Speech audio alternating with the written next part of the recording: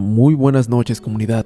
En esta velada les presento 3 relatos muy distintos, con temas bastante alejados entre sí, pero que a su manera los intimidarán, pues iremos desde el testimonio de un comerciante que vende cosas particulares, productos humanos, digámosle así, hasta aquella creencia en la que se dice que para que una construcción se mantenga en pie, se deben sacrificar vidas humanas. Así que si ya están preparados, les recomiendo que apaguen todas las luces y se dejen llevar, pues ya se encuentran en mi pesadilla. Suscríbete. Seguramente han escuchado de muchísimas personas aquella creencia relacionada con sacrificar a gente en las obras de construcción. Antes se escuchaba más y rondaban miles de historias que para mí solo eran un mito y nada más, pues jamás imaginé que los patrones pudieran llegar a hacer eso. Sin embargo, tengo una historia que precisamente toca este tema y hoy quisiera compartirla con todos ustedes. Cuando tenía 20 años me fui a trabajar a Oaxaca a una obra grande con mi tío. Desde que tenía 15 años, mi tío y yo solamente habíamos agarrado chamba en el pueblo, pero nunca en obras grandes como la que fuimos aquella vez. Recuerdo perfectamente que llegamos un domingo en la noche y el lunes ya estábamos ahí trabajando. Éramos muchos, demasiadas personas en ese lugar. Ahí habían carpinteros, plomeros, maestros y chalanes. A mí no me tocó estar con mi tío, me tocó con un maestro diferente, y en ese grupito de 3 personas estaba otro chalán al que le decían el tuerto, pues no tenía uno de sus ojos. Él era originario del estado de Puebla, y nos contaba que él ya no tenía mamá ni papá, y su familia prácticamente no se interesaba en él, pues durante muchos años estuvo durmiendo en la calle. Y bueno, aunque su aspecto era imponente, él era una persona bastante tranquila y muy educada. Con el paso del tiempo nos volvimos mejores amigos, por así decirlo, ya que ambos teníamos el mismo sentido del humor y junto con los demás era muy entretenido el turno. Nos la pasábamos cantando, pero él siempre, desde el primer día, silbaba y cantaba una canción muy conocida, siempre y cuando seas de México. Esta melodía era la de Amorcito Corazón, de Pedro Infante. La repetía a diario unas 20 veces y siempre decía que le recordaba un amor que tuvo en su juventud, un amor que jamás olvidaría. Aún después de muerto, yo siempre me voy a acordar de esa mujer. Siempre nos decía eso cuando terminaba esa canción, para inmediatamente después suspirar. El tuerto y sus tonterías. Siempre decíamos eso. Así pasamos trabajando alrededor de 6 meses, pero en una ocasión, antes de echar un colado importante, llamaron a algunos chalanes a trabajar un domingo en la noche, y uno de ellos era el tuerto. Aquello era extraño, al menos para mí, pero no quise cuestionar nada, y ya el domingo en la noche comencé a tomar con mi tío. Estando ya entonado, le dije que quería ir a visitar al tuerto a la obra, nomás para ver qué andaba haciendo y para que se echara una cerveza conmigo, pero mi tío me dijo que no, que ese día no me acercara a la construcción, pero lo dijo como en un tono nervioso y asustado. Total, que llegando el lunes esperé al tuerto, pero no llegó ese día debido a que le habían dado de descanso el lunes porque había trabajado el domingo. Sin embargo, pregunté a varias personas, pero nadie sabía sobre los convocados de un día anterior. Yo no le tomé importancia y esperé al martes a que llegara, pero tampoco lo hizo, al igual que los demás chalanes que ya jamás se volvieron a presentar. Los maestros le dijeron a los arquitectos que dónde estaban esas personas, y ellos dijeron que todos habían sido despedidos porque ya se estaba recortando personal. Todos creímos eso, pero en la obra comenzaron a suceder sucesos bastante paranormales, o al menos eso decían los veladores. Contaban que ya entrada la madrugada comenzaban a escuchar gritos en los cuartos de arriba. Ellos salían a investigar, no encontraban nada, pero describían el ambiente como muy frío y sentían que alguien siempre los vigilaba. Sin embargo, don Marcial, uno de los veladores, sí logró ver algo. Relataba que mientras estaba haciendo su rondín en la parte donde recientemente habían hecho los cimientos, en la oscuridad de la noche pudo ver a un hombre caminar. Él sacó su linterna y lo iluminó, y así pudo ver que quien iba caminando tranquilamente era un muchacho de la obra, pues lo reconoció por la ropa sucia y ese chalequito fosforescente que llevaba. Don Marcial le gritó que ya se fuera, que ya no tenía que estar haciendo nada en la obra. Sin embargo, aquel muchacho no le hizo caso y siguió caminando lentamente. Es por esta razón que don Marcial corrió hacia donde estaba, y cuando estuvo a punto de tocarle el hombro, aquel trabajador se esfumó ante sus propios ojos. Poco a poco se comenzó a correr la voz de aquellos fantasmas que tiraban las herramientas, que gritaban en los cuartos de arriba y que desaparecían mientras caminaban. Yo, la verdad, no creía en todo eso. Pensaba que solamente eran inventos de los veladores, pero una tarde, mientras trabajábamos, el maestro me pidió ayuda con unos detalles que tenía que entregar al día siguiente. Ese día nos íbamos a quedar en un cuarto pegando loseta hasta la madrugada. Todo estaba perfecto. De hecho, cenamos a las 10 y comenzamos a trabajar a las 11. Pero ya entrada la medianoche, y mientras preparábamos la pasta, el maestro y yo escuchamos cómo en el edificio de enfrente alguien gritó desesperadamente. Aquellos gritos provenían de un cuarto oscuro que nosotros estábamos viendo, y ahí también veíamos una silueta negra caminar. Pudimos ver cómo un velador subió y prendió la luz, y ahí nos dimos cuenta que no había nadie y que los rumores eran ciertos. Mientras trabajábamos, también pudimos escuchar que alguien venía subiendo las escaleras. Se escuchaban sus pasos pesados y lentos. Pensamos que a lo mejor era un velador que venía a checar cómo íbamos, pero cuando aquellos pasos llegaron a la puerta, que por cierto estaba cerrada, vimos que solamente era el sonido. No había nadie, pero pudimos sentir que alguien había entrado, pues un terrible escalofrío nos recorrió a ambos. Tratamos de ignorar todo eso y seguir trabajando, pero entonces, la grabadora, la cual ni siquiera estaba conectada, se prendió sola y comenzó a escucharse una canción.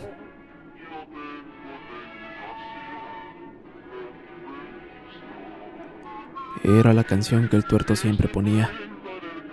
Un escalofrío aún peor que el anterior recorrió nuestros cuerpos, porque hasta ese momento ya teníamos una leve sospecha de que esos chalanes que desaparecieron no se fueron, sino que los sacrificaron en el colado. Minutos antes de que nos fuéramos, el maestro me mandó por algo hasta abajo y yo fui sin problemas, pero mientras iba bajando las escaleras, comencé a sentir cómo alguien me seguía, y ya estando abajo, mientras buscaba el martillo de goma, comencé a escuchar que alguien silbó el amorcito corazón, y después suspiró.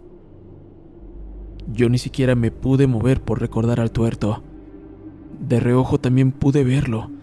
Él me estaba mirando a 1 metro de distancia, pero cuando volteé, él ya había desaparecido. Espantado corrí por las escaleras hasta llegar arriba y le conté todo al maestro, quien me dijo que nuevamente se había prendido la grabadora y comenzó a sonar esa canción. Sacrificaron al tuerto. Lo sacrificaron, hijo. Eso me dijo el maestro. La verdad, yo sí me puse muy triste, pues él era uno de mis mejores amigos. Pero bueno, después de terminar el trabajo nos fuimos y no volvimos a experimentar ningún susto, pero los veladores nos contaban que siempre en la parte de arriba de ese edificio, en donde pusimos la loseta, ya entrada la madrugada se escuchaba el sonido de una grabadora con la canción con la que el tuerto siempre recordaba ese amor de su juventud. Y cumplió su palabra, pues aún después de muerto, la sigue recordando. Dicen por ahí que la vida es una montaña rusa, y yo pienso que es verdad, porque uno nunca sabe dónde va a terminar. Y no es que quiera justificarme, pues sé que lo que hago no es bueno, pero yo estoy convencido de que fui una víctima del destino y de la suerte. O a lo mejor fue el mismo demonio que me escogió para hacer estos trabajos. Es obvio que no diré mi nombre, porque eso me metería en más de un problema. Por eso cambié la ubicación y también el nombre de los demás involucrados. Aclarando este punto, ahora sí voy a comenzar con la historia.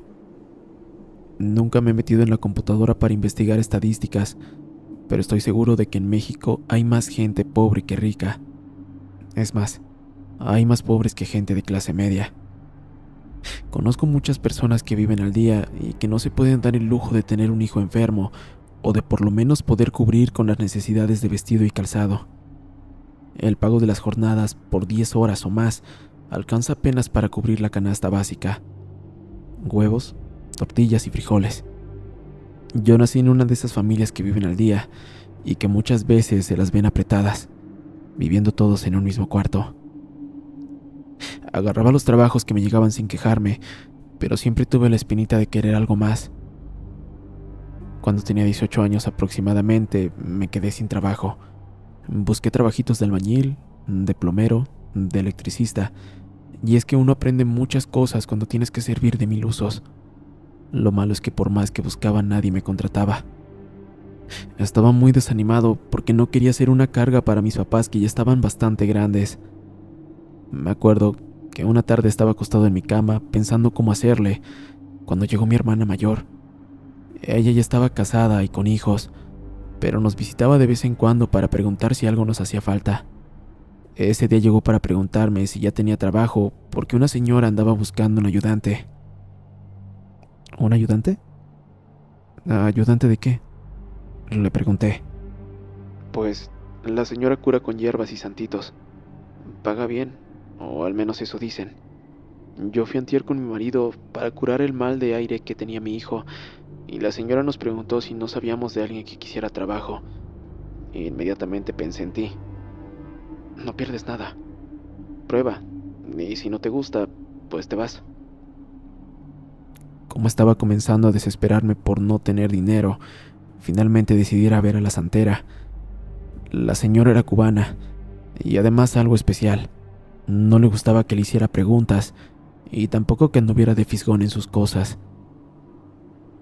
Cuando llevaba trabajando con ella una semana, me pidió que recibiera un paquete, y para ese tiempo ya se había ganado mi respeto, porque mucha gente iba a verla para poder sanarse de infinidad de problemas, y ella, para cumplir con su trabajo, se dejaba poseer con espíritus cuyos nombres no logré aprenderme. Sin embargo, yo mismo escuchaba cómo la voz le cambiaba. Mi hermana me había dicho que la santera vivía sola, pero eso era falso. La señora vivía con una niña de unos 8 años, rubia y delgada. Yo nunca hablé con ella, porque no quería que se malinterpretara. Además, la niña no se metía mucho en los rituales, que era donde yo mayormente estaba, limpiando la sala donde recibíamos a los clientes. Pero bueno, el caso es que me pidió que fuera a recoger un paquete porque sería de noche. Me dijo que el paquete ya estaba pagado, además de darme santo y seña de la persona con la que me iba a ver. Me pidió que no abriera nada, y mucho menos preguntara. Antes de irme, vi a la niña rubia parada junto a la señora. Le sonreí, y ella me correspondió. Era una niña muy bonita, pero tenía los ojos muy tristes, y honestamente pensé que no era para menos, porque seguramente la señora no le hacía demasiado caso. Luego de eso, me fui en un carrito que había arreglado y que me costó muy barato. Llegué a una colonia solitaria de esas que están en las orillas y esperé por 1 hora y media. Pensé que el señor ya no iba a llegar, cuando de pronto me tocaron la ventanilla. Era el señor que me iba a entregar el paquete, pero desde que lo vi, noté algo raro en el hombre. Estaba sudado y se veía preocupado. Nada más falta que salga con una estupidez, pensé. Bajé la ventanilla y le dije que venía de parte de la señora fulanita por el paquete. Entonces, el señor respondió: ¿qué cree? No tuve chance de sacarlo en toda la semana, pero ahorita podemos ir. Acompáñeme, porque yo no voy a poder hacerlo solo.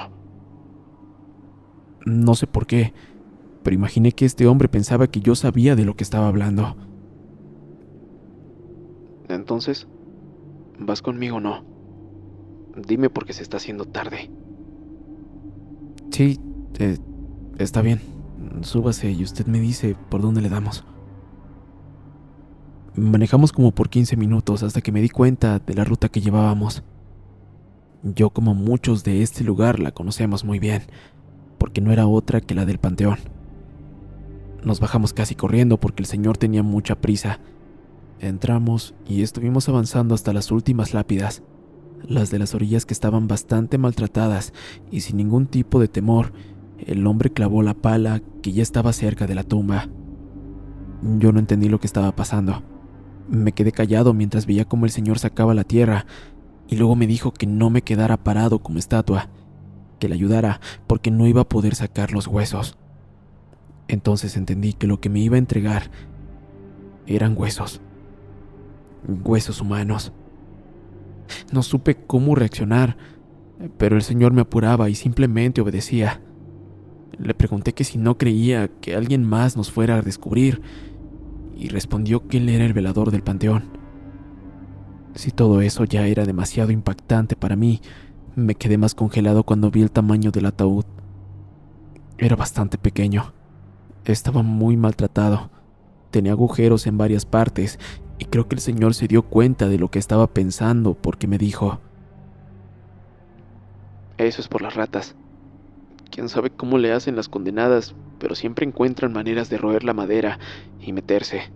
Te sorprendería saber con la cantidad de animales con los que me he topado". Abrió el féretro con una facilidad que me dejó impresionado. No le temblaba la mano, ni tuvo ningún remordimiento.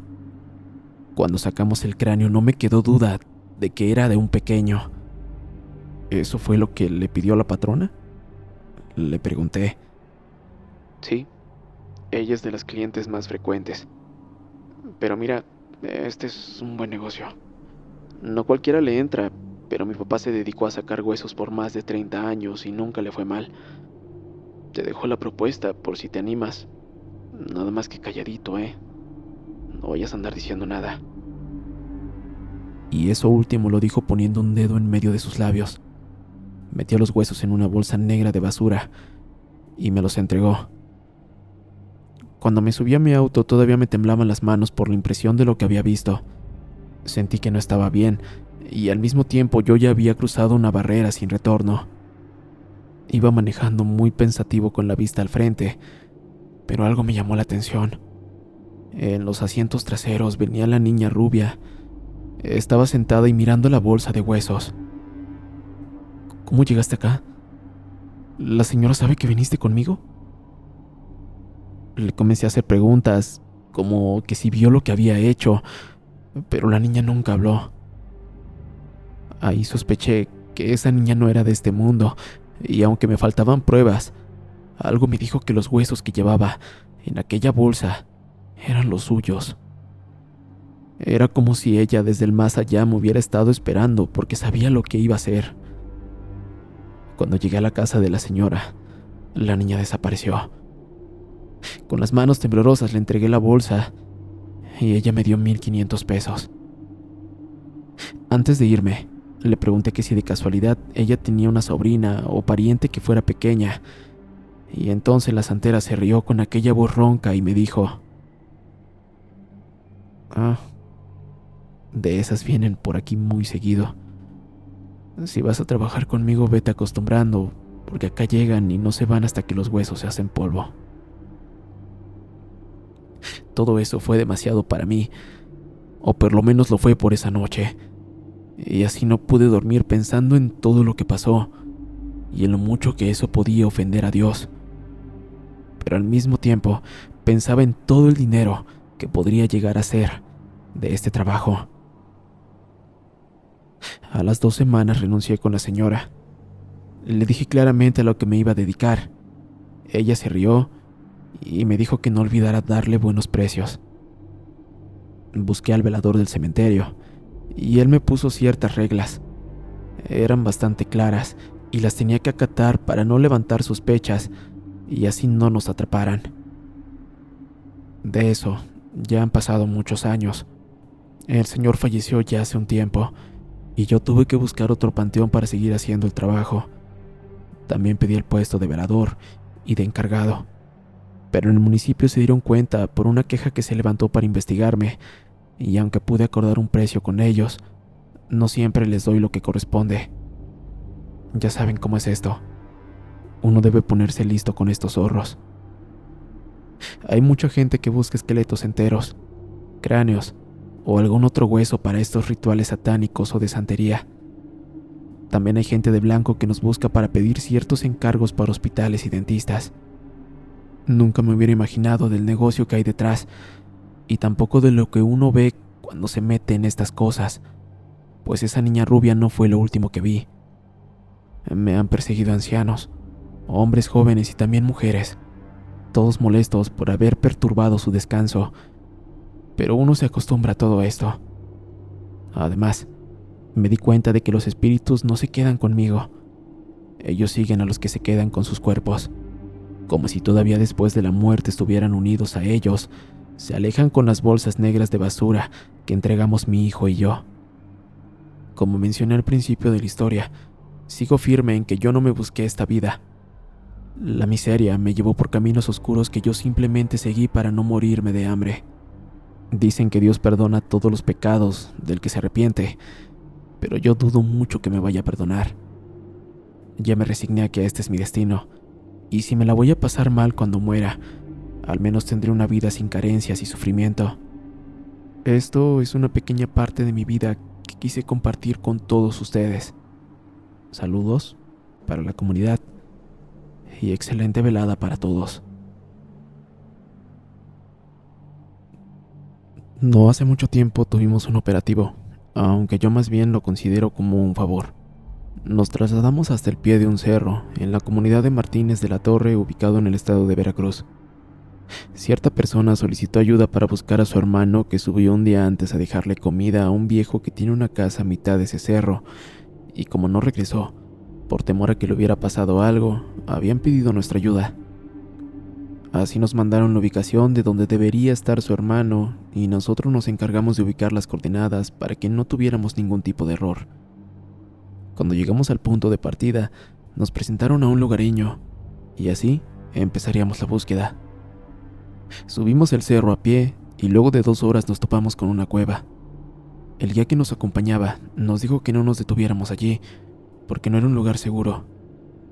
Nos miramos unos a otros pensando que posiblemente lo decía porque en la cueva se refugiaba algún tipo de animal, pero sea como sea, no nos detuvimos y tampoco le dimos mayor importancia. El único detalle que llamó mi atención fue que el sujeto volteaba cada cierto tiempo hacia atrás. Lo hacía como si checara que nadie nos viniera siguiendo, y entonces uno de mis amigos no se aguantó la curiosidad y le preguntó qué era lo que le apuraba. Y el guía le contestó: esa cueva por la que acabamos de pasar es un lugar maldito. En el día eso no sale. Es en las noches cuando se le ve, y nunca es para algo bueno. Nosotros nos quedamos escépticos ante su respuesta, y es que en este trabajo se suelen ver y escuchar cosas poco comunes, pero aún con eso no éramos capaces de entender a lo que se estaba refiriendo. La curiosidad fue más grande, y sin tapujos le preguntamos de qué era lo que estaba hablando, qué era lo que supuestamente salía de aquella cueva, y el señor solo nos dijo que nos fuéramos rápido, que más adelante nos iba a explicar. Así aceleramos el paso sin insistirle, aunque dentro de nosotros continuábamos con esa duda. Total, que la idea era llegar hasta la casa del viejo ya mencionado, descansar y al amanecer comenzar la búsqueda. La casa del anciano era muy humilde, con apenas una cama y una mesa con sillas. Era lo básico para tener una vida sencilla. Encendimos unos candiles que había en la propiedad, pero sin encontrar al dueño. Sin embargo, algo que sí nos preocupó fue un sutil olor a putrefacción, y por ello buscamos en los alrededores para ubicar la fuente del aroma, pero no encontramos nada. Todo el asunto nos daba mala espina, pero al final habíamos llegado ya a nuestro primer objetivo. Eran alrededor de las 9 de la noche. Cenamos, pusimos colchonetas y demás para poder dormir e iniciar la búsqueda al despertar del alba. También montamos guardia como es costumbre. Pero el hombre que nos guió no se sentía cómodo y nos lo hizo saber al decir que mejor bajáramos del cerro porque tenía miedo y que por favor no nos fuéramos a burlar de él. En este punto, yo ya estaba un poco cansado de no entender a qué carajo le tenía temor, y le pregunté qué era eso que tanto miedo le provocaba. ¿De verdad no se han preguntado por qué ninguno de los miembros de la familia que los buscó vino a este lugar? A pesar de que ustedes, los militares, se mueven entre los pueblos y su naturaleza, realmente nunca se detienen a conocer las creencias. Yo no quería venir a este lugar, pero lo hice porque tengo mucha necesidad de efectivo. Pero ahora que lo pienso bien, estando muerto no me va a servir de nada. Escuchar esto me puso en alerta porque pensé que se trataba de un 4. El hombre se dio cuenta e inmediatamente corrigió diciendo que no era un traidor y que más bien a lo que le temía no era de este mundo. Uno de mis compañeros alzó la voz diciendo que se dejara de tonterías, que fuera directo con lo que quería contarnos o de lo contrario le iba a soltar un balazo. Y el hombre, más asustado por la situación que por la amenaza de allá afuera, comenzó a decirnos que esa cueva no se quedaba en un lugar fijo. A veces la veían aparecer en los lados, en las faldas o encima del cerro, y que cuando aparecía era porque eso venía a recoger unas cuantas vidas. Nos dijo que él estaba seguro de que si no encontramos al dueño de la casa y al muchacho que llevaba la comida, era porque ellos ya estaban muertos. Cuando escuchamos sus palabras, nos miramos unos a otros y pensamos que su idea de irnos, al final de cuentas, quizá no era tan descabellada. Y estaba a punto de hablar, cuando nos tocaron la puerta de la casa y también una de las ventanas. Nos quedamos en silencio por un buen rato, y entonces pregunté con una voz firme y agresiva: ¿Quién es? ¿Qué es lo que están buscando? Pero no hubo una respuesta. Entonces uno de los compañeros se asomó por una abertura de las maderas y dijo ver a un animal parecido a una vaca. Decidimos salir a ver al animal, pero el señor nos dijo que mejor nos quedáramos. Le hicimos caso, y entre todos conversamos la idea de mejor irnos de allí. Sin embargo, cuando íbamos a tomar las mochilas, escuchamos un berrido perturbador. Era una mezcla entre el ruido de un puerco cuando lo lastimas y el llanto de un bebé. Todos nos quedamos inmóviles un rato hasta que uno de los compañeros reaccionó y dijo que cerráramos bien las puertas y las ventanas. Lo más prudente era abandonar la idea de bajar el cerro, y decidimos mantenernos ahí adentro. Pasaron alrededor de 40 minutos, y cuando el quejido infernal dejó de escucharse, volvieron a tocar la puerta de la entrada, y el compañero antes mencionado volvió a asomarse por la abertura. Nos dijo que se distinguía una silueta de un ser pequeño, como si fuera un niño de unos 5 años. Está como a unos 5 metros de distancia, nos dijo. Eso dio pauta para que también nos asomáramos y así poder determinar si corríamos algún tipo de peligro. Nos fijamos por la misma abertura y, en efecto, se lograba divisar la silueta de un pequeño. El único detalle es que el niño movía algo entre sus pies y, poniendo un poco más de atención, nos dimos cuenta de que lo que movía era una especie de cola. El miedo me recorrió todo el cuerpo, y por sus caras estoy seguro que también a mis colegas. Uno de los compañeros sacó el arma y quiso disparar, pero esta no detonó. El hombre guía se hincó y comenzó a rezar, y nosotros por nuestro lado nos arrinconamos y nos dimos palabras de aliento para controlar nuestras emociones y afrontar la tétrica situación. Nos decíamos que todo iba a estar bien y que íbamos a salir de esa, aunque eran situaciones para las cuales claramente no estábamos preparados. Ese demonio, o lo que fuera, no abandonó la periferia de la casa y continuó tocando la puerta y las ventanas. Por momentos llegamos a escuchar un ruido semejante al balar de las ovejas. Estaba mezclado con palabras que no podíamos descifrar. Por mi parte trataba de estar tranquilo, pero eso se fue al caño cuando escuchamos que los árboles se sacudían como si una manada de animales estuviera saltando sobre las ramas. En la cara de mis compañeros podía ver mi propia desesperación, y cuando el golpeteo de la puerta y las ventanas se dejó de escuchar, una voz frente a la casa dijo algo como: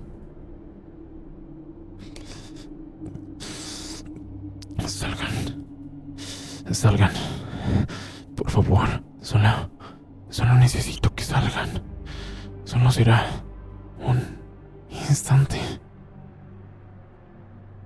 Con esto último, finalmente me quebré y dejé salir las lágrimas.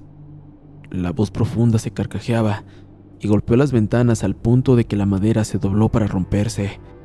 Aunque estábamos a oscuras, no nos costó trabajo ver cómo por el agujero se asomaba una mano que buscaba desesperadamente agarrar algo. De repente, esa cosa sacó su extremidad y asomó la cara. Escuchen, comunidad. Doy fe de que lo que voy a decir es totalmente cierto. El ser tenía las proporciones de un niño, pero su cara parecía más a la de un perro, con el hocico de cerdo. El ruido que hacía era insoportable, al grado que incluso 2 de los colegas se desmayaron. El lugareño miraba choqueado la escena. Yo estaba temblando. Sentía que en cualquier momento iba a perder la conciencia. Entonces, otro de los compañeros sacó un cartucho, lo orinó y luego lo cambió por el que tenía el arma para por fin disparar al agujero de la tabla. No oímos nada. Pero unos segundos después se volvió a escuchar el chillido de esa bestia, solamente que ahora con más intensidad. Jalaba las tablas para poder hacer el hoyo más grande y poder entrar con nosotros. Como les digo, su cuerpo era como el de un niño pequeño, pero lleno de pelos. Siempre que hablo de esto, que recuerdo este suceso, el ser me recuerda al fauno que entrenaba a Hércules en la película, y ahora que lo pienso con más cuidado, quizá ese ser mitológico sí existió. La pestilencia que entró por el agujero casi me hizo vomitar. El compañero siguió disparando, pero parecía que las balas le traspasaban el cuerpo sin dañarle. Justo en ese momento, el señor que nos guió empezó a rezar muy fuerte. Sus palabras no eran en español, sino más bien en otra lengua, y al parecer sus rezos hicieron efecto, pues el ser quitó la cabeza de las tablas y comenzó a revolcarse en la tierra. Luego se levantó y se fue corriendo en 4 patas. Pasaron varios minutos en que el ruido del animal se escuchaba a lo lejos, y yo no recuerdo en qué momento me dormí, pero cuando desperté ya eran cerca de las 5 de la mañana. Me levanté dispuesto a mirar cómo seguía allá afuera, pero un compañero de los que se había desmayado me detuvo. No vayas a salir. Quédate aquí, porque algo sigue asomándose por el hoyo y olfatea. Mejor espérate, me dijo con una voz muy bajita. Derrotado le hice caso. Me senté con él y juntos esperamos a que saliera el sol. Cuando ya estaba todo iluminado, abrimos la puerta. Las maderas estaban marcadas con arañazos muy profundos. Habían marcas en la tierra, pero no encontramos huellas. Finalmente levantamos a los demás y sin perder el tiempo nos fuimos de allí buscando otra vereda. Al llegar al pueblo, acordamos no decir nada de lo que habíamos vivido, y en este punto resulta obvio decir que no encontramos a los desaparecidos, pero para nosotros eso fue lo de menos, porque por ahora, por ningún motivo volvería a subir a ese cerro, y compadezco a aquellos que tengan el valor de siquiera intentarlo.